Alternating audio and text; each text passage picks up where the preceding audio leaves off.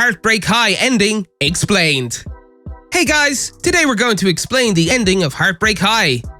Let's get right into it. The finale of Heartbreak High was packed with drama, which was unsurprising. In the premiere, Amory was smacked down by Harper, which pretty much set the tone for the rest of the season.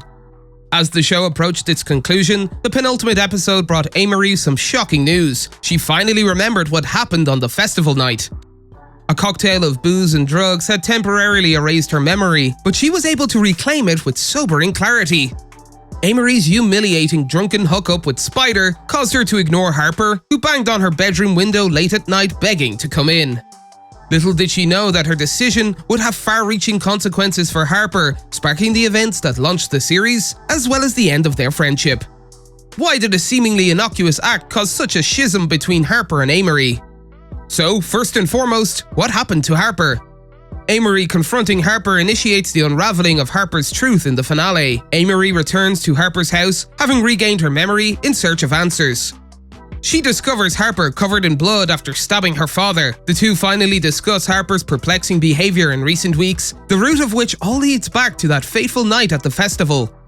While Amory ended the night almost having sex with Spider, Harper was dealing with something far more serious than a humiliating fumble with the school jerk. Harper begins chugging down drink after her phone dies, and she is separated from Amory at the festival, and unwittingly ends up in the car of local bad boy and drug dealer, Chuck. She awakens in the backseat of the car, surrounded by Chuck's friends who are groping her. Harper realizes she's about to be sexually assaulted after asking to go home and clearly being misinterpreted. They come to a halt and Chuck and Tilla get out of the car, leaving Harper trapped in the back seat next to Jaden with the doors locked. Cash makes eye contact with Harper, who has been sitting in the front the entire time, slowly panicking on her behalf. He motions to the unlock button in the front, and when he is certain she understands, he presses the button to let her out. Harper flees the car, leaving behind a clump of her hair that Jaden had pulled out in his attempt to apprehend her. Harper is pursued and successfully hides. Chuck and his brutes eventually abandon their pursuit and flee. Instead of returning home, Harper goes to Amory's house, as she had always planned to do at the end of the festival, but as previously stated, Amory refuses to let her in. Harper was then forced to return home, which she had been avoiding in the first place. Her father, Jason, is in the midst of a mental health crisis at home. Jason doesn't understand Harper and, after some rambling, concludes that she is the feared wolf intruder.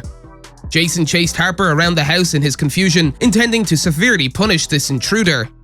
Harper can protect herself by locking herself in her room. The police and ambulance arrive in the morning at the request of a neighbor. They take Harper and place her in foster care, while her father receives the assistance he requires. However, before being rehoused, Harper has a dramatic moment in the bathroom in which she shaves her hair. If it hadn't been extremely justified, the entire thing would have come across as heavily cliched and corny, but she goes full punk to try to hide the obvious patch of missing hair ripped from her head during the attack, while also distancing herself from the experience. This is related to the events in the final episode of Heartbreak High's first season. Harper's father has another breakdown, and she is attacked again. Harper stabs her father in self-defense, landing him in the hospital. Harper channels her rage and pain by blaming Amory for not being present that night when she most needed her. Following their reconciliation, Amory attempts to persuade Harper to report Chuck and his friends to the police. They eventually do, but as Harper fears, the chances of prosecution are slim in the absence of hard evidence. She withholds the names of those involved out of fear for her safety. Meanwhile, Darren expresses their love for Cash and expresses their desire for them to be together, but their feelings are not reciprocated. Despite his feelings, Cash rejects Darren after Amory warns him about her new friend. Amory is wary of Cash because of his involvement with Chuck. His presence on the night of Harper's kidnapping with the intention of assisting her escape is insufficient to prove he's not a bad guy, so she tells him to leave. Cash, on the other hand, sees another way to assist Harper. His guilt drives him to steal an incriminating video from Tilla's phone from the night of Harper's abduction. The video shows the boys bragging about their catch. Cash emails the video to Harper, who then shows it to the cops. Except for Chuck, who is not seen in the video, all of the men have been arrested. Cash, on the other hand, is apprehended, but he makes his capture difficult.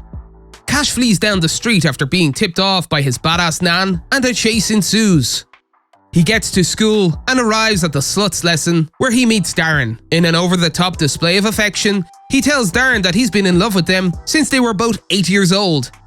This is the stuff of nightmares. It has everything a high school romance should have, including a passionate kiss and the drama of Cash being dragged away by the police while still telling Darren he loves them. That's all for today, and we'll be sure to catch you all in the next one.